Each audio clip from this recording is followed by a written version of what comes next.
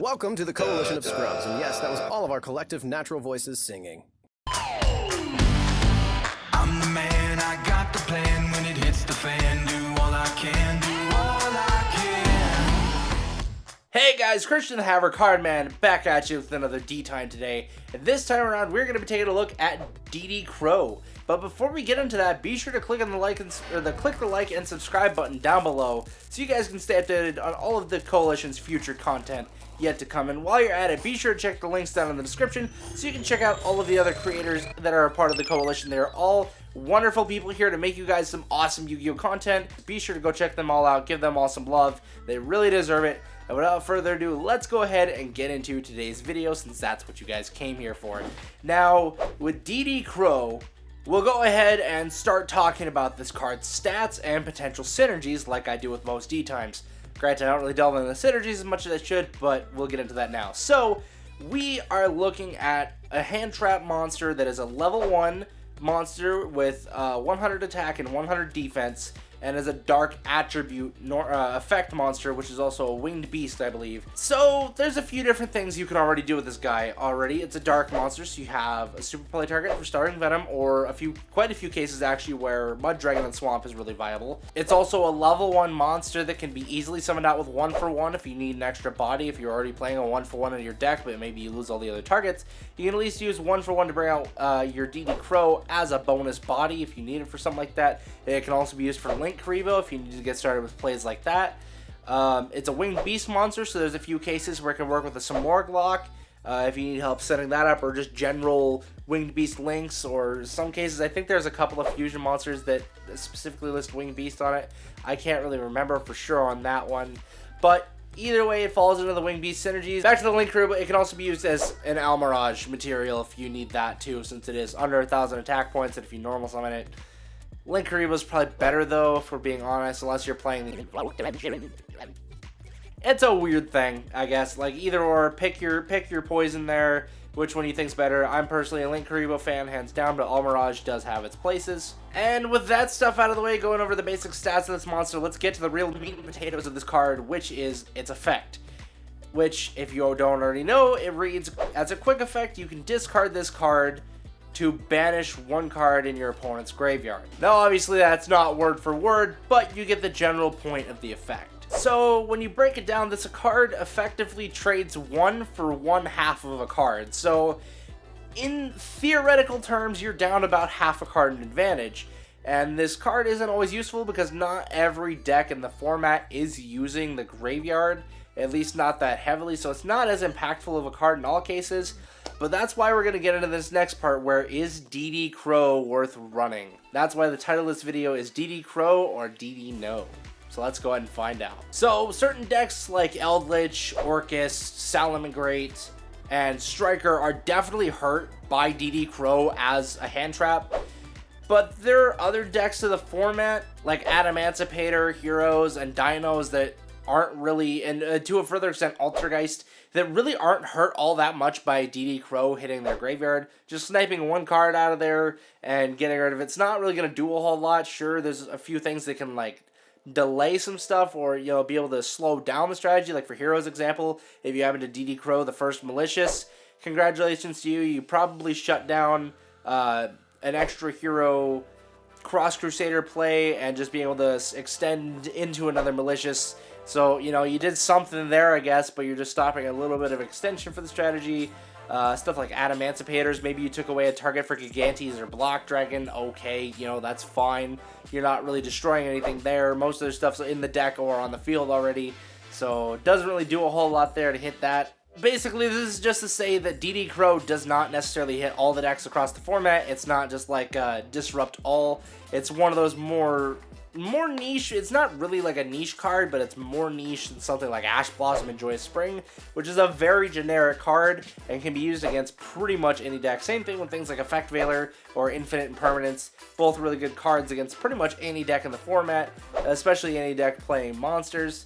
But DD Crow does definitely have its uses. So let's look at maybe some other options that could replace this card or maybe do things more effectively than this card at what it's already trying to do. So, of course, just reading the effect, DD Crow is a graveyard hate card, and it's a quick effect one of that, so you can use it going first or going second against your opponent as just extra disruption. But is that the best option for disruption? So let's go ahead and look at some other options here. So of course, right off the top, you have everybody's favorite rank 4 monster, Abyss Dweller. This guy is just a blowout to a lot of graveyard decks. You summon him on field with an easy 2 level 4 materials that are completely generic. And while he's out, you can detach 1 material as a quick effect, so on your opponent's standby phase, detach that material right quick. And for the rest of the turn, your opponent cannot use effects in graveyards. Which now this means that even if the Abyss Dweller gets removed, it's a lingering effect. So that effect will remain there even if that Abyss Dweller goes away. Now, this doesn't necessarily shut out all graveyard decks either, because there are some decks that just bring stuff back from the graveyard rather than using effects in the graveyard. So you really gotta kind of pick and choose your battles on that one, know which one's gonna work a little bit better against certain strategies. Like Eldritch hates Abyss Dweller. I know there's several other decks that just absolutely hate Abyss Dweller. Orcus is another big one. Hates it, hates it, hates it. It can shut down an entire turn for some of those decks. But there are other decks where it doesn't necessarily shut down the turn, but it definitely does slow it down a lot more than just a single DD Crow. Going back to the previous example of Heroes, this definitely does shut out a lot of plays because Abyss Dweller stops you now from activating things like not only Malicious, but also things being sent to graveyard like your Shadow Mist and your Liquid Soldier, things like that. Anything that hits the graveyard, those effects can now not be activated either, which is kind of a sad thing. And I know that they're technically trigger effects, I believe, but at the same time, they still fall under, like, you can't activate them because they're just effects. So, Abyss Dweller is a great shutout card to certain things like that, or just really good at just slowing down a turn and not making it as effective as it should be. So, with that being said, we'll go and move on to the next card here. The next card is Dimension Shifter. Now, this is almost exclusively good as a going second card, unless you're playing like a really controlled deck that doesn't send anything to the graveyard on turn 1, because I believe neither player can have anything in the graveyard to be able to activate its effect. So then as a quick effect, you discard it, and then any card that would go to the graveyard until the end of the next turn, I do believe, would be banished instead. So this is a big blowout against graveyard decks. Anything that revolves around sending stuff to the graveyard, bringing stuff back from the graveyard, anything that uses the graveyard are all just completely shut off, because anything that would go there is just now gone instead. This is like having a Dimensional Fissure on field or a Macrocosmos, but only for 1 turn, and it's a hand trap. So, actually I think it's technically 2 turns. But either way, that will disrupt a lot of strategies. If they can't make that first turn play, because you hit them with a Dimension Shifter, then yeah, that's going to hurt. That's going to hurt a lot of those decks. Once again, especially Eldritch, because if they can't get their resources into the graveyard to banish during the end phase to get more resources, and if they can't send their Eldritch to the graveyard to be able to special summon him out, that definitely hurts as well. There's still ways some of those decks could play around it, but it's still going to hurt for them regardless. It doesn't even matter. Dimension Shifter is just a really good card, but since it is a main deck card, you really have to rely on being able to actually draw it. So it has the same drawbacks in that regard as DD Crow. Obviously, it's just a much bigger blowout, but it also does have a blowback effect because it still does affect you. It affects both players in what cards being sent to the graveyard and are banished instead. It does go against both players. So far, Abyss Dweller is more effective than DD Crow. Dimension Shifter is more effective than DD Crow. Abyss Dweller, for one, is more consistent than DD Crow because it's an extra deck play, but it really only works going first again, and same with Dimension Shifter. So DD Crow does beat them both out in versatility. Masked Hero Darklaw is another option I listed. All of this really requires is 1 card to discard, Mass Change 2, and a Dark Monster on field, and you can use any deck to go into a Masked Hero Darklaw. So yeah, this is a one-sided Macrocosmos that can also snipe cards out of your opponent's hand, but the setup for it is incredibly ridiculous because once again, not only do you have to have a card to discard, you have to have Mass Change 2, and you have to have a Dark Monster in your field that you're willing to get rid of to go into a Darklaw. So you're already dedicating at least 2 different slots, 1 main deck slot and 1 extra deck slot just for the Darklaw play, but you also have to make sure you have a Dark Monster, so there's at least 3 main slots. If you are already playing Darks, that doesn't really matter as much, and then a card to discard. So you have to not only have enough advantage to be able to make this play, you also have to dedicate the space to make this happen, and that's only a minimum of 1 Mass Change 2. You're probably going to be running 3 if you're going to be doing this, which even then is not that consistent. It's only like a 30% chance to open up with that card, so it's not really as big of a blowout play. So for sake of consistency and once again versatility, because it really only works again going first, It's not as effective as a DD Crow in this case, just because, once again, DD Crow is so versatile, it can snipe whatever it wants at whatever time. Soul Release is also another interesting card. Once again, this is more likely a going second card because it's just a normal spell card, but you activate it and you can banish up to 5 cards from the graveyards. So you're kind of getting more for it in terms of advantage, because now you're banishing, if we're going by what I said earlier, technically 2 cards, and for trading in 1, so it's more effective than trading 1 for a half a card. So technically it's better in that regard, but once again, the versatility, DD Crow still works going first, Soul Release not so much. The opposite applies with Macrocosmos and Dimension Fisher. You have both of these on your field, or either one of them I should say, and well, Dimension Fisher, any monster your opponent sends to the graveyard is banished instead, so it doesn't stop Eldritch for 1. And Macrocosmos, any card sent to the graveyard is banished instead. But both these require setup, and they're both limited to 1, I believe, on the Forbidden and Limited list, so they're really inconsistent to draw. You have to use them going first. Macrocosmos is the trap card, so you have to set it, wait a turn, activate it, and then you get its effect. Dimension Fisher does just go off right away. And they're not. No, DD Crow is better than both of these. Like, don't get me wrong, they're still good cards. That's why they're limited to 1, but in comparison, DD Crow is much more worth running in your main deck. So we also have Gravedigger's Trap Hole, and to kind of a further extent, Traptrix Rafflesia, because Gravedigger's Trap Hole makes it a lot more consistent. So just for a rank 4 monster with, I believe, 2 generic level 4 materials, you can go into Traptrix Rafflesia, which will, as a quick effect, let you detach material to use the Trap Hole card in response to something. So you can use a Gravedigger's Trap Hole, which will not only negate an effect from the graveyard and inflict 2,000 damage to your opponent, it can also negate effects in the hand.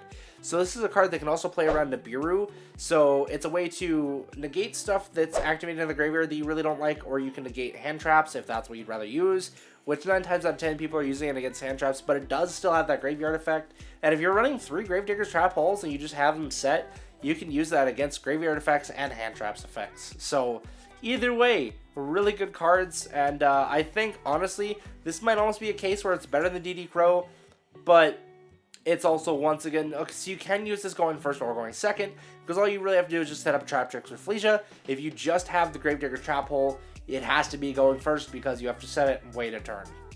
So it really just depends on how you're playing it, but once again, the Traptrix Rafflesia makes it really flexible and really consistent because it is just an extra deck monster that gives you access to your Gravedigger's Trap Hole from your main deck, which is insane. So once again, there you do have to have the setup, you have to get the monsters out first and then be able to use it, but in some cases it's actually a lot more effective than DD Crow.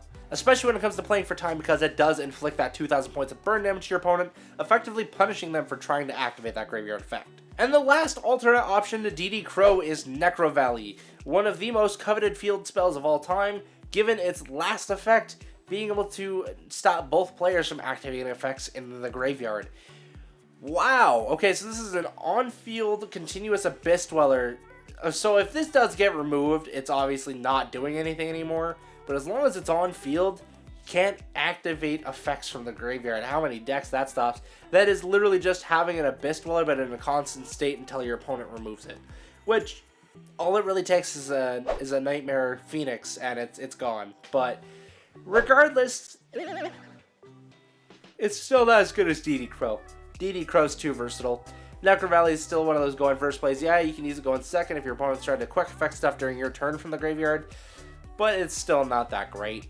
I mean, yeah, you can play 3 copies of it plus terraforming, and then I believe there's a Gravedigger's card that does actually does actually search this out, which is pretty neat. But at the same time, it's really not worth it. You're better off just playing the Abyss Dweller at that point, if you have the means to make a rank 4, which, if you have the means to link summon, you have a means to rank 4 now, with Parallel Exceed being a thing. Like, I have 4 playsets of this guy already, plus an additional one that I'm going to send to a buddy, but that's regardless. So, yeah, get yourself a set of Parallel Exceed. It's not hard. You just make that Abyss Dweller pass, you're good.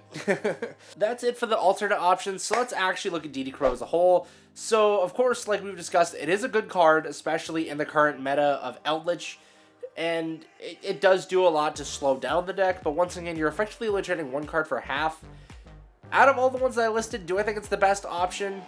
Not really. Is it the most versatile and easy to splash into any deck? Yes, most certainly. It is the most versatile and easy to splash into anything. because all you have to do is just throw it in the deck, and anytime you draw it, you can discard it to banish something from the graveyard, which is amazing, especially as a quick effect. It does a lot. But there are better options depending on what strategies you're playing. Once again, I listed the Trap Chicks with Leisure or Abyss Dweller. If you have decks that make easy rank 4s, by all means, go for those options. If you're playing a more control style build that likes running a lot of back row, Dimensional Fissure or Macro Cosmos might actually be your thing. Or if you're playing a more slow grinding game, there are options to run.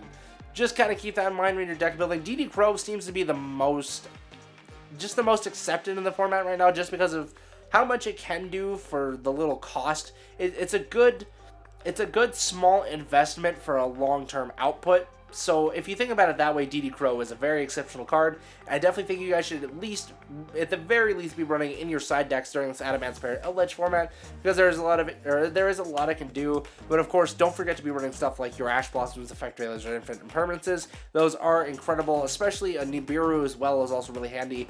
Not so much with the Trap Chicks, Rafflesia, and Gravedigger's Trap Hole going on right now, but Nibiru is still playable. So just keep that in mind. And I think that's really all I got for you guys today for today's D-Time. I hope you enjoyed this discussion. If you have any thoughts, any of your own thoughts on the card, please let me know down in the comments below. I love reading what you guys think about my card discussions, and I look forward to hearing from you guys. So once again, thank you so much for watching today. I hope you enjoyed the video. Don't forget to like and subscribe for more videos like this in the future, and I hope to catch you guys all in the next video. Remember to have fun and make your move. Peace out. I'm a love giver.